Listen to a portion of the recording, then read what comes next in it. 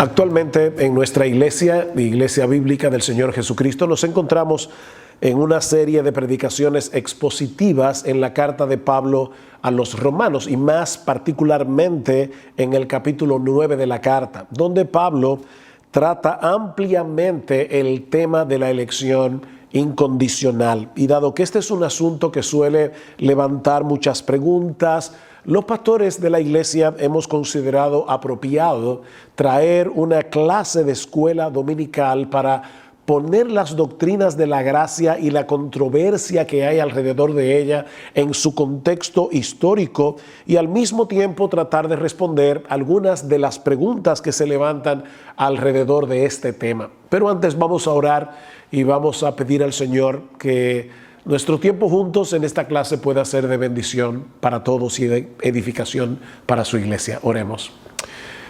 Padre, nos presentamos delante de ti porque sabemos que necesitamos tu ayuda. Vamos a tratar un tema que suele ser controversial, que suele levantar preguntas, y nosotros queremos, Señor, poder traer luz más que confusión y al mismo tiempo que podamos entendernos aún aquellos que no tenemos exactamente los mismos pensamientos con respecto a este tema. Señor, danos tu palabra y sobre todas las cosas concédenos un mayor aprecio por nuestro Salvador y por la salvación que nosotros tenemos en Él, porque te lo pedimos en su nombre. Amén. Amén.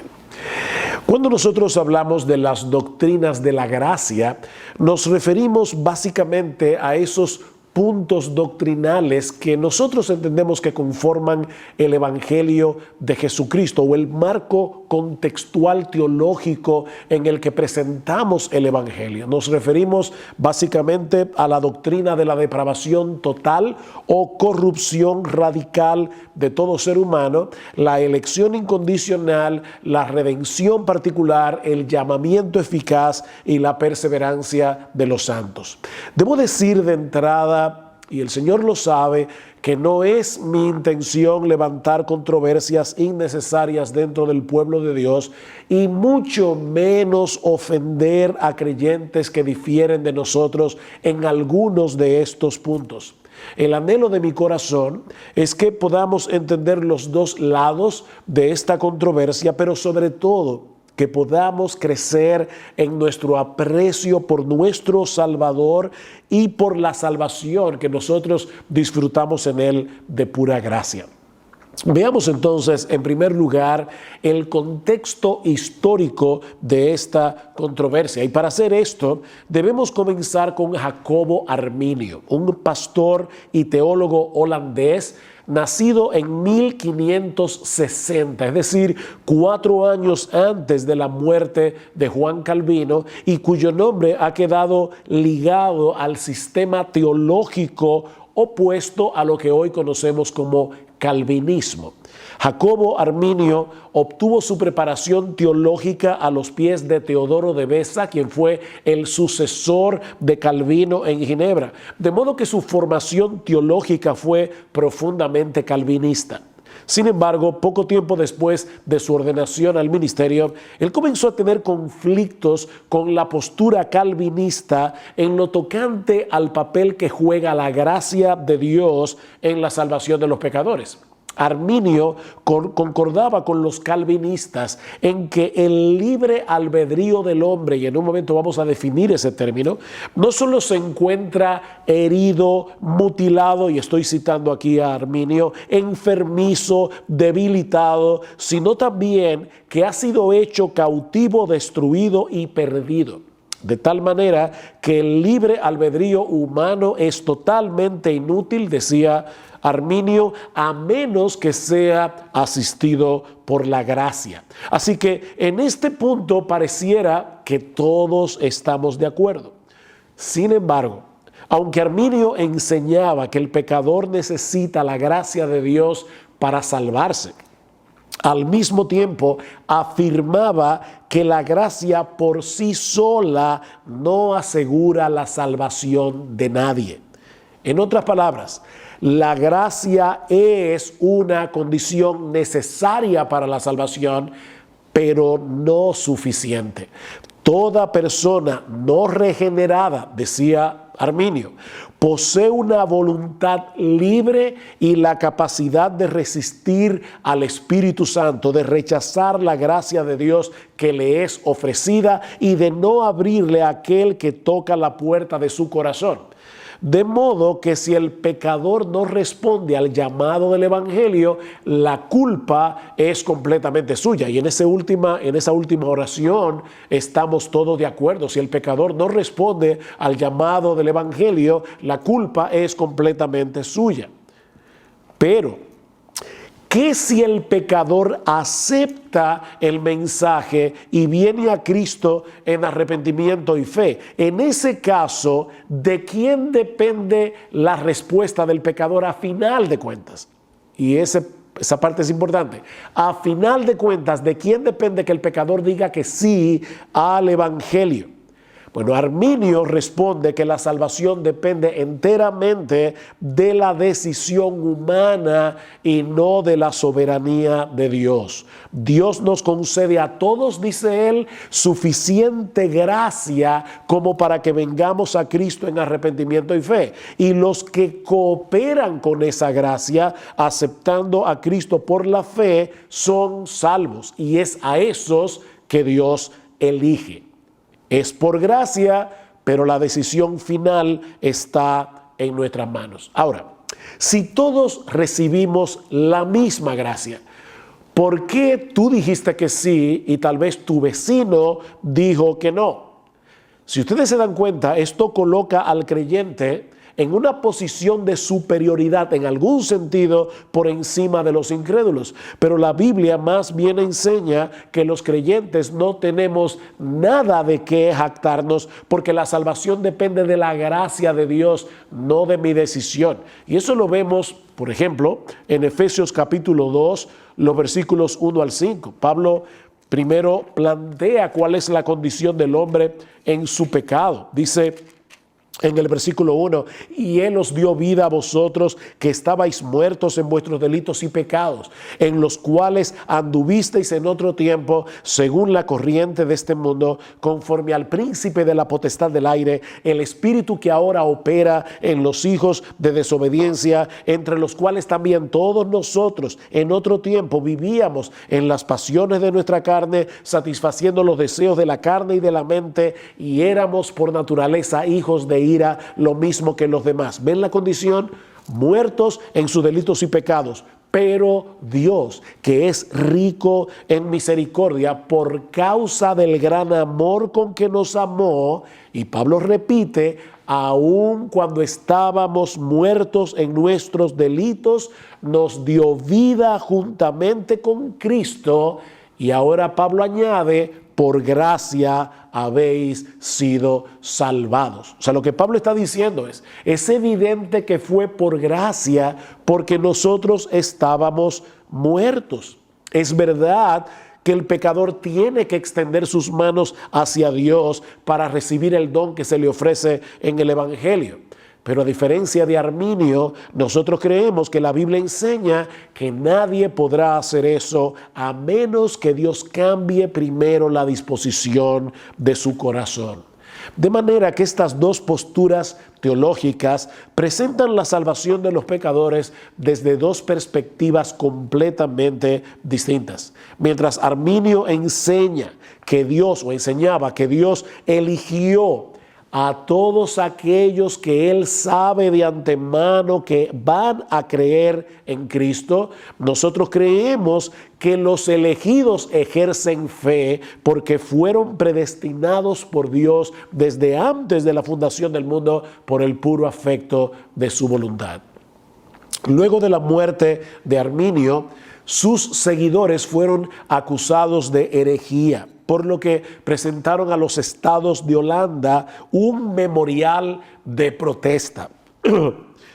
Esta protesta puede ser resumida en los siguientes puntos. Aquí vienen lo que podríamos llamar los 5 puntos del arminianismo. Aquí está lo que ellos presentaron a los estados holandeses. Primero, Dios elige o reprueba sobre la base de la fe o la incredulidad que Él prevé. O sea, Dios sabe quiénes van a creer y a esos elige. 2, Cristo murió por todos los hombres y por cada hombre, aunque solo los creyentes son salvados. En palabras más sencillas, Cristo murió en la cruz para hacer posible que cualquiera se salve, pero no para asegurar la salvación de nadie. 3. El hombre está tan depravado que la gracia divina es necesaria para la fe o para cualquier otra buena obra. En eso estamos de acuerdo. Pero 4, esta gracia puede ser resistida. Y 5, en lo tocante a si una persona verdaderamente regenerada ciertamente va a perseverar en la fe, ese es un punto que necesita más investigación. Eso es lo que ellos presentaron en aquel momento. Pero más adelante este último artículo fue alterado por los arminianos para enseñar definitivamente que un creyente verdadero, regenerado, puede perder su fe y con ella la salvación. Esta disputa entre calvinistas y arminianos trajo como consecuencia la convocación de un sínodo al que fueron invitados casi todas las iglesias nacionales reformadas y que fue celebrado desde el 13 de noviembre del año 1618 hasta el 9 de mayo del año 1619 en la ciudad de Dordrecht o ciudad de Dort, como se le conoce coloquialmente. Estuvieron presentes 84 delegados holandeses, 18 comisionados delegados seculares, así como 27 delegados de varios estados de Alemania, de Suiza, de Inglaterra y de Escocia. Dice un historiador que fue un concilio sin paralelo en la historia del protestantismo. Luego de 154 sesiones que se llevaron a cabo en un lapso de 7 meses, los cánones del Sínodo de Dort condenaron la posición arminiana a la vez que presentaron las enseñanzas que han sido conocidas desde entonces como los 5 puntos del calvinismo o doctrinas de la gracia. Así que estos puntos fueron una respuesta a los 5 puntos que fueron presentados previamente por el arminianismo. Y hay al menos 2 cosas que quiero resaltar en este brevísimo recuento histórico que acabo de hacer. La primera es lo que acabo de decir, que los famosos 5 puntos del calvinismo en realidad surgieron como una respuesta a los 5 puntos presentados previamente por el arminianismo.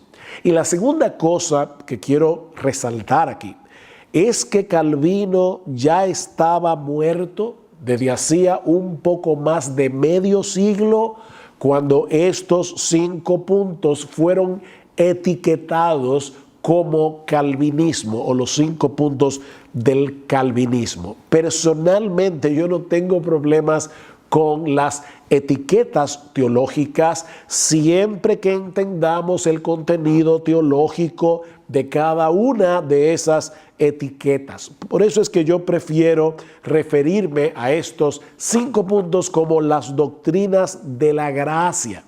Pero en ocasiones las etiquetas nos ayudan a simplificar los 2 lados de la controversia, empaquetándolos en un solo término, calvinismo o arminianismo.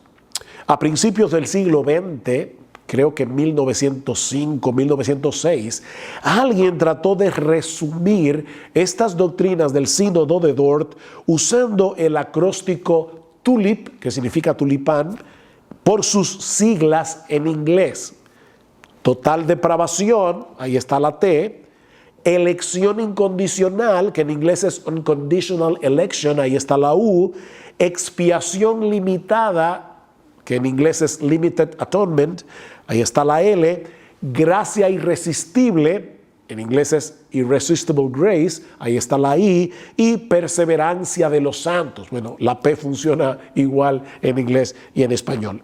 Sin embargo, a pesar de la popularidad de este acróstico, lo cierto es que el tulip puede dar lugar a algunos malos entendidos, como veremos en un momento, añadiendo confusión al prejuicio que ya muchos tienen lamentablemente contra las doctrinas de la gracia.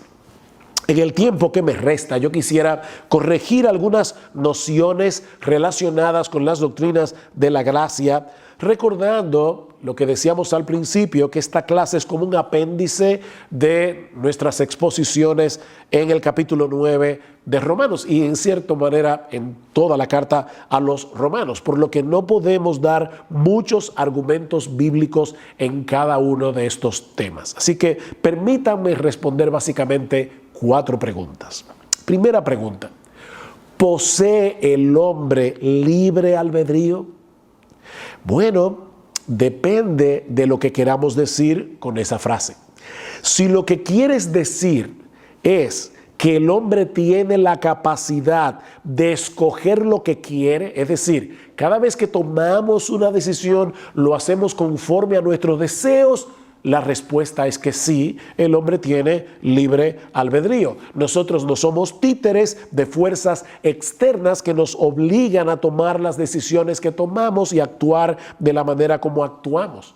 Tenemos libre albedrío en el sentido de que somos capaces de escoger conforme a nuestros deseos. Y en un momento determinado puede haber deseos en conflictos y vamos a decidir conforme al deseo dominante. Puede ser que yo desee perder unas cuantas libras, pero al mismo tiempo deseo comerme un helado. Si el deseo por comerme el helado es más fuerte que el deseo de perder las libras, ya ustedes saben cuál es la decisión que yo voy a tomar.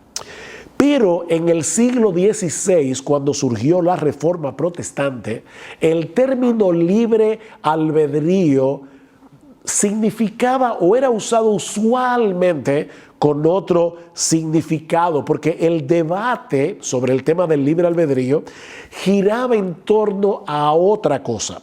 Lo que se estaba debatiendo en ese momento histórico entre la Iglesia Católica y los reformadores era el efecto de la caída sobre la voluntad del hombre. Y la pregunta era: ¿está nuestra voluntad esclavizada a Satanás y al pecado de tal manera que no podemos libremente escoger a Dios? ¿O poseemos todavía la capacidad de buscar lo bueno, de inclinarnos hacia Dios? Todos los reformadores del siglo XVI estaban de acuerdo en que el hombre es moralmente responsable de sus acciones y por lo tanto creían en el libre albedrío en ese sentido, pero al mismo tiempo afirmaban que los hombres nacen esclavizados a Satanás y al pecado y por lo tanto son incapaces de creer y arrepentirse a menos que Dios los libere de esa esclavitud. En otras palabras, el hombre siempre hace lo que quiere. Estamos claros en eso. El problema del pecador es que lo que él quiere siempre es pecar, hasta cuando hace lo bueno. Yo puedo tomar la decisión como inconverso de no serle infiel a mi esposa porque quiero cuidar mi reputación. Pero eso es una buena acción, pero motivado por una cosa pecaminosa. Yo no estoy buscando la gloria de Dios, yo estoy buscando mi propia gloria. Dice en Génesis que toda intención de los pensamientos del corazón del hombre se encamina siempre hacia el mal. Y Pablo dice en Romanos capítulo 8, versículo 7, que los designios de la carne son enemistad contra Dios, porque no se sujetan a la ley de Dios, ni tampoco puede. ¿Creemos entonces en el libre albedrío? Depende. Si lo que están preguntando es si creemos que el hombre siempre actúa como un agente moral responsable conforme a sus deseos, la respuesta es sí, creemos en el libre albedrío, el hombre escoge lo que quiere. Pero si lo que estás preguntando es si después de la caída el hombre posee la capacidad de inclinar su voluntad hacia Dios y en contra del pecado, entonces la respuesta es no, no creemos que el hombre en su estado caído posee tal capacidad. Cristo dijo en Juan 5:40, ustedes no quieren venir a mí para que tengáis vida. Es a eso que nos referimos cuando hablamos de la depravación total del pecador. Aunque debo decir que este es uno de los puntos en los que el tulip se presta a confusión. Recuerden que no fue sino hasta principios del siglo XX cuando alguien publicó este acróstico en una revista para resumir los cánones del sínodo de Dort. Y la T corresponde a total depravación. El problema con esta expresión es el mismo que hemos señalado respecto al libre albedrío. Y es que transmite una idea distorsionada de lo que entendemos que la Biblia enseña sobre la condición humana caída. Cuando una persona escucha el día de hoy que el hombre no regenerado está totalmente depravado, naturalmente tiende a pensar que lo que estamos enseñando es que el hombre es incapaz, completamente incapaz, de hacer algo bueno en ningún sentido. Pero mis hermanos, eso no es lo que la Biblia enseña. A pesar de su estado caído, el hombre sigue portando la imagen de Dios, aunque en una forma distorsionada. Por ejemplo, en Génesis capítulo 9, versículo 6, Dios dice: el que derramare sangre de hombre, por el hombre su sangre será derramada, porque a imagen de Dios es hecho el hombre. Y eso se escribió después de la caída. Pablo dice en Romanos 2:14 que los gentiles que no tienen ley, en ocasiones hacen por naturaleza lo que es de la ley. Y el Señor Jesucristo enseñó claramente que incluso los hombres malos son capaces de hacer buenas cosas por sus hijos. Mateo capítulo 7, versículos 9 al 11. Si vosotros, siendo malos, les dais buenas cosas a vuestros hijos, ¿cuánto más vuestro Padre Celestial? Lo que la Biblia enseña con respecto a este tema es que a partir de la caída, todas las facultades del hombre quedaron tan dañadas que no podemos acercarnos a Dios en nuestras propias fuerzas, ni hacer absolutamente nada que sea bueno en un sentido absoluto. ¿Y a qué yo me refiero? Bueno, para que una obra sea realmente buena en un sentido absoluto, debe ser hecha primariamente para la gloria de Dios y en dependencia de Dios, y nadie puede hacer eso en su estado natural no regenerado. Es en ese sentido que Pablo afirma en Romanos capítulo 3 que no hay justo ni aún uno, no hay quien entienda, no hay quien busque a Dios, todos se desviaron, a una se hicieron inútiles, no hay quien haga lo bueno, no hay ni siquiera uno. Pero hay personas inconversas que cumplen sus promesas, que se ocupan de sus hijos, que mantienen sus votos matrimoniales, por lo menos externamente. Ahora, como el hombre incrédulo no hace ninguna de esas cosas para la gloria de Dios y en dependencia del Espíritu Santo, no son buenas obras en un sentido absoluto, pero sí son buenas en un sentido relativo. Porque, mis hermanos, es mejor cumplir las promesas que no hacerlo, es mejor cuidar de los hijos que descuidarlos, es mejor mantener el voto matrimonial. Es por eso que algunos teólogos han tratado de transmitir la enseñanza bíblica con respecto a este punto usando una terminología distinta. Por ejemplo, el teólogo Roger Nichol prefiere el término depravación radical y penetrante, mientras que R.C. Sproul lo resume todo en corrupción radical. La palabra radical viene del latín radix, que significa raíz. Cuando hablamos de una corrupción radical, lo que estamos diciendo es que el pecado ha dañado al hombre en la misma raíz de su personalidad. Segunda pregunta. Si la gracia de Dios es irresistible, ¿podemos decir entonces que somos salvos en contra de nuestra voluntad? Por supuesto que no. Recuerden que el problema del pecador es que él ama su pecado y aborrece a Dios. Pero en vez de arrastrarnos en contra de nuestra voluntad, lo que hace Dios en la regeneración es hacernos libres de la esclavitud del pecado para que podamos libremente responder al llamado del Evangelio. Déjenme ponerlo de esta manera. Y es una ilustración que he usado muchas veces hablando de este tema. Si yo pongo a una paloma y a un buitre a escoger libremente entre un pedazo de carroña y algunas semillas, alpiste, semillas de girasol, el buitre va a elegir libremente la carroña porque esa es su naturaleza. La paloma libremente va a escoger el alpiste o las semillas de girasol. Si yo quiero que el buitre escoja la semilla de girasol, yo voy a tener que palomizar su naturaleza, voy a tener que cambiar su naturaleza, y eso es lo que Dios hace en la regeneración. Cristo dice, Juan 8, de cierto os digo, que todo aquel que hace pecado, esclavo es del pecado. Así que si el Hijo os libertare, seréis verdaderamente libres. Cada uno de nosotros vino libremente a Cristo cuando nos arrepentimos y creímos. A mí nadie me arrastró a creer en el Señor.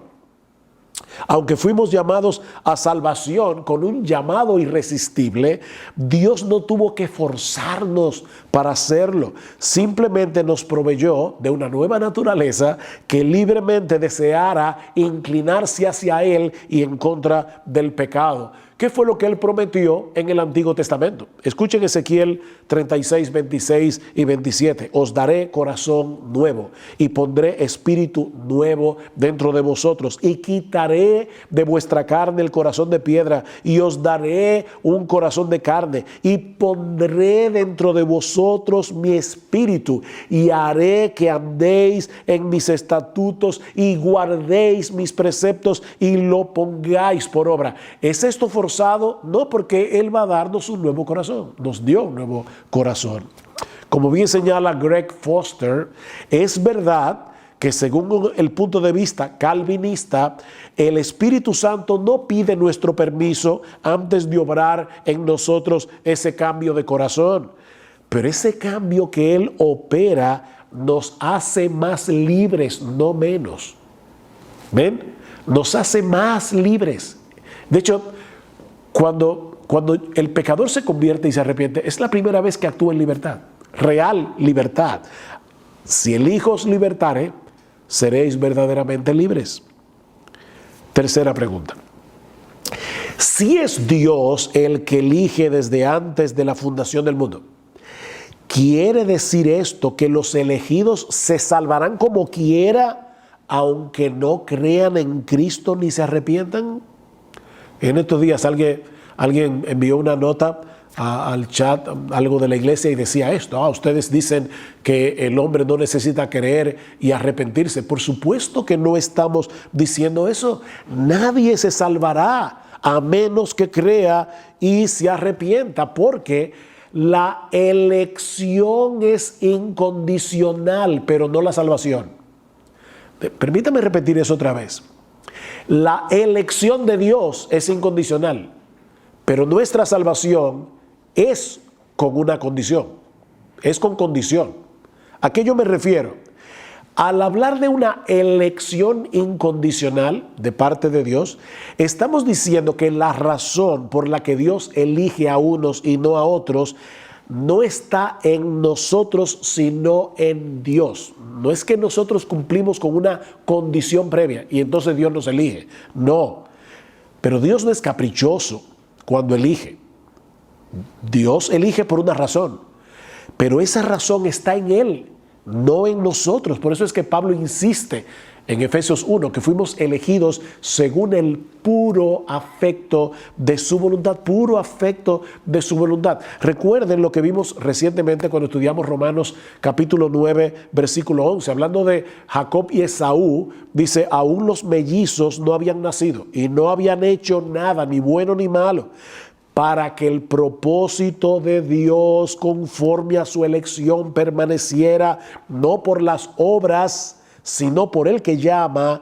Se le dijo a Rebeca: el mayor servirá al menor. ¿Ven? La elección de Dios no estaba condicionada a lo que él vio previamente que iba a ser Jacob, como si él fuera mejor que Saúl. No habían nacido, ni habían hecho nada bueno ni malo cuando Dios eligió a Jacob.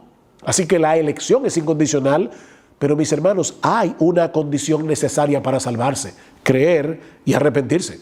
¿Qué dice el Señor Jesucristo en Lucas capítulo 13, los versículos 1 al 5? 2 veces repite: si no os arrepentís, todos pereceréis igualmente. Señores, ¿qué debo hacer para ser salvo? Cree en el Señor Jesucristo y serás salvo, le dijo Pablo al carcelero de Filipo. Pero el Espíritu tiene que obrar en nosotros para que podamos responder al llamado de Dios.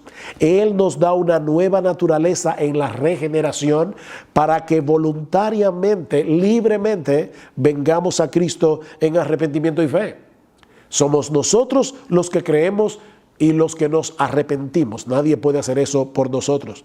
Pero eso solo puede ser posible cuando el Espíritu Santo nos regenera de pura gracia. Déjenme citar algunos textos rápidamente. Hechos 11:18, cuando Pedro da el reporte de lo que pasó en la casa de Cornelio. Escuchen cómo reaccionaron estos judíos creyentes que escucharon el reporte. De manera que también a los gentiles ha dado Dios arrepentimiento para vida. Ven, es un don que Dios da en la regeneración. Hablando de Apolos en Hechos 18:27. Dice: y queriendo él pasar a Acaya, los hermanos le animaron y escribieron a los discípulos que le recibiesen. Y llegado él allá, fue de gran provecho a los que por la gracia habían creído. Filipenses 1:29, porque a vosotros os es concedido, y la palabra griega allí es: se os ha dado de gracia a causa de Cristo. No solo que creáis en Él, sino también que padezcáis por Él. Eso es algo que Dios nos ha dado de gracia. El problema del arminianismo es que presupone que si Dios pone una condición para salvarse, arrepentirse y creer, el hombre debe ser capaz de cumplir esa condición. De lo contrario, Dios estaría actuando como el padre que le pide a su niño de 5 años que salte una verja de 1 metro, o de lo contrario lo va a disciplinar, lo va a castigar físicamente. Pero hay un problema con esa analogía. La impotencia del hombre es espiritual, es moral, es distinta a la del niño que no puede saltar la verja de 1 metro. Es una impotencia culpable. ¿En qué sentido? En que la razón por la que el pecador no viene a Cristo en arrepentimiento y fe es porque él odia a Dios. Es porque él quiere gloria para sí, no gloria para Dios. Es una impotencia culpable. Ese fue el centro de la discusión entre Erasmo y Lutero. Erasmo, teólogo católico, escribió un libro hablando acerca del libre albedrío, defendiendo la noción de que el hombre podía inclinarse hacia Dios si lo quería, en el año 1524. Y Lutero escribió otro libro en respuesta al de Erasmo en 1525, un año más tarde. Erasmo, en su libro, no niega que la caída haya debilitado los poderes naturales del hombre, pero aún así le atribuye cierta capacidad para conocer a Dios y volverse a Él, ayudado, claro está, por la gracia de Dios. Así entiende Erasmo el libre albedrío, la capacidad que el hombre tiene con la ayuda de la gracia de volverse hacia Dios. Uno de los argumentos de Erasmo a favor del libre albedrío son los mandamientos de Dios. Él dice: si no poseemos libre albedrío, ¿qué sentido tienen los mandamientos que encontramos en las Escrituras? Si Dios me pide que yo crea y me arrepienta, yo debo tener la capacidad de arrepentirme y creer. Lutero muy sabiamente le responde: ciertamente es posible inferir que si Dios ordena al hombre hacer algo que no puede hacer, entonces Dios se está burlando de él. Pero esa inferencia no es necesaria. O sea, tú estás infiriendo eso, Erasmo, pero estás llegando a conclusiones equivocadas. Eso es lo que le está diciendo Lutero. Y para probarlo, escuchen lo que sigue diciendo Lutero.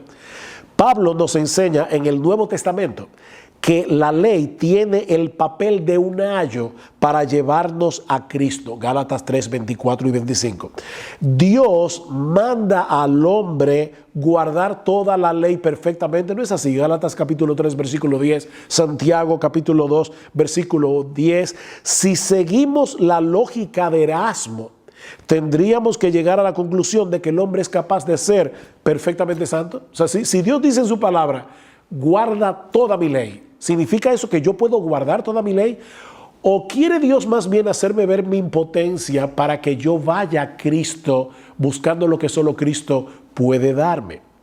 Lo que hace Dios en nosotros es transformar nuestra naturaleza para que podamos responder a su llamado en arrepentimiento y fe. Y el Antiguo Testamento nos provee una muy buena ilustración de cómo Dios opera en nosotros el querer como el hacer por su buena voluntad, como dice Pablo en Filipenses capítulo 2. En Segunda de Crónicas, capítulo 30, hay una historia bien interesante del rey Ezequías. El rey Ezequías se da cuenta que los judíos no habían celebrado la Pascua en muchos años. Así que él envía correos a través de todo Israel, llamando a los israelitas a venir a Jerusalén en obediencia a la ley para celebrar la Pascua. Vean lo que dice el versículo 6 de Segunda de Crónicas 30. Y los mensajeros fueron por todo Israel y Judá con cartas de mano del rey y de sus príncipes, conforme al mandamiento del rey, diciendo: hijos de Israel, volveos al Señor Dios de Abraham, de Isaac y de Israel, para que Él se vuelva a aquellos de vosotros que escapasteis y que habéis quedado de la mano de los reyes de Asiria. Y la carta sigue diciéndole: si ustedes se vuelven, si ustedes obedecen al Señor, el Señor se volverá a vosotros. Hasta aquí, ¿verdad? Parece, aquí hay una condición. Si ustedes cumplen la condición, entonces Dios actuará a vuestro favor. Pero sigamos leyendo la historia. Versículo 10. Pasaron pues los correos de ciudad en ciudad por la tierra de Efraín y de Manasés y hasta Zabulón, por todo Israel, pero los escarnecían y se burlaban de ellos. No obstante, algunos hombres de Aser, de Manasés y de Zabulón se humillaron y vinieron a Jerusalén. Si la historia hubiera terminado ahí, pensaríamos, bueno, Dios puso una condición, algunos se burlaron, pero estos hombres de Manasés, de Aser y de Zabulón se humillaron y cumplieron la condición. Pero ahora escuchen lo que sigue diciendo el versículo 12. También sobre Judá estuvo la mano de Dios para darles un solo corazón a fin de hacer lo que el rey y los príncipes ordenaron conforme a la palabra del Señor. Ese también está en el original hebreo, y lo que está diciendo es: sobre Judá estuvo la mano de Dios, de la misma manera que sobre los hombres de Aser, de Manasés y de Zabulón. Fue la mano de Dios que obró en ellos para que entonces ellos pudieran hacer lo que el rey y los príncipes habían ordenado conforme a la palabra del Señor. Es por eso que Pablo en Romanos, capítulo 11, luego de haber hablado ampliamente acerca de la soberanía de Dios en la salvación de los pecadores, ¿cómo concluye Pablo Romanos 11:36? Porque de Él, es decir, de Dios, por Él, por medio de Dios y para Él son todas las cosas. A Él sea la gloria por siempre. Una última pregunta. ¿Para qué tenemos que evangelizar entonces? Si la salvación es de Jehová, ¿para qué evangelizar? Bueno, porque ese es el medio que Dios ha prometido usar para salvar a los pecadores. Dios no solamente ha elegido a quienes va a salvar, sino los medios a través de los cuales los va a salvar: la oración y el evangelismo. Pablo dice en 1 Corintios 1:21 que a Dios le agradó salvar a los creyentes por la locura de la predicación. Es por el poder de su palabra que Dios crea nueva vida en nosotros. Santiago 1:18, Él de su voluntad, ven, de su voluntad nos hizo nacer por la palabra de verdad, para que seamos primicias de sus criaturas. Somos una nueva criatura en Cristo porque por medio de su palabra Él nos ha hecho nacer de nuevo. Primera de Pedro 1:22. Habiendo purificado vuestras almas por la obediencia a la verdad mediante el Espíritu, para el amor fraternal no fingido, amaos unos a otros entrañablemente de corazón puro. Y ahora escuchen, siendo renacidos o habiendo nacido de nuevo, no de simiente corruptible, sino de incorruptible por la palabra de Dios que vive y permanece para siempre. Y esta es la palabra que por el Evangelio os ha sido anunciada. Ven, a través de la predicación de la palabra, el Espíritu viene y crea nueva vida en los pecadores que han sido elegidos. De ahí lo que Pablo dice en 2 Timoteo capítulo 2, versículo 10. Por tanto, todo lo soporto por amor a los escogidos, para que ellos también obtengan la salvación que es en Cristo Jesús con gloria eterna. Todos los soportes. Es como si Pablo estuviera diciendo, tú me estás preguntando que si el evangelismo es necesario, mira mis espaldas, todos los azotes que yo he recibido, todos los problemas que yo he tenido para llevar el evangelio a través del mundo greco-romano. Y la razón por la que yo hago eso es porque nadie se va a salvar sin el evangelio, que es poder de Dios para salvación. Bien, mis hermanos, yo espero que esta clase haya sido de ayuda para entender la naturaleza de esta controversia y aclarar cualquier confusión. Me imagino que tiene que haber otras preguntas, pero en una clase tan breve no se puede responder todo. Pero si algunos de lo que me está escuchando no es creyente, voy a decirte una vez más lo mismo que dije recientemente en uno de mis sermones en Romanos. No te escondas detrás de la doctrina de la elección para justificar tu incredulidad. La razón por la que tú no vienes a Cristo es porque tú no quieres a Cristo. Pero Él es un poderoso Salvador que puede darte perdón y vida eterna si vienes a Él en arrepentimiento y fe. Recuerda que tu impotencia es moral, porque alguien puede decir, pero pastor, usted mismo dijo que yo no puedo. Si tú no puedes porque tú no quieres, pero Él puede obrar en ti el querer como el hacer por su buena voluntad. ¿Recuerdas al paralítico de Betesda si has leído la Biblia? Es un paralítico de nacimiento. Cristo llega y este hombre está allí tirado y Cristo le dice, levántate, toma tu camilla y anda. ¿Podía él obedecer al mandato de Jesús en su propia naturaleza? Por supuesto que no, es un paralítico. Pero si ese hombre tomaba la decisión, como de hecho tomó la decisión, de obedecer el mandato de Jesús, él se iba a levantar e iba a caminar. Y eso fue lo que sucedió. Así que no vienes porque no quieres. El impedimento es tu pecado, no la elección divina. Pero mi amigo, si tú vienes, no serás rechazado. ¿Tú entiendes que eres pecador? ¿Entiendes que algún día te vas a presentar delante del tribunal de Dios y que allí de ninguna manera vas a salir bien parado porque ya todos hemos sido condenados por su ley? ¿Tú entiendes eso? Entonces ven a Cristo y ven ahora, porque las puertas de la salvación siguen abiertas de par en par para todo aquel que cree. Vamos a orar. Padre, te damos muchas gracias por habernos dado de nuevo la oportunidad de presentar esta clase. Queremos rogarte ahora, Señor, que tú uses lo que hemos hablado aquí para aclarar cualquier confusión que tus hijos puedan tener con respecto a estas doctrinas y aún, Señor, usar esto para traer a Cristo a muchos en arrepentimiento y fe, porque te lo pedimos en su nombre y para su gloria. Amén. Amén.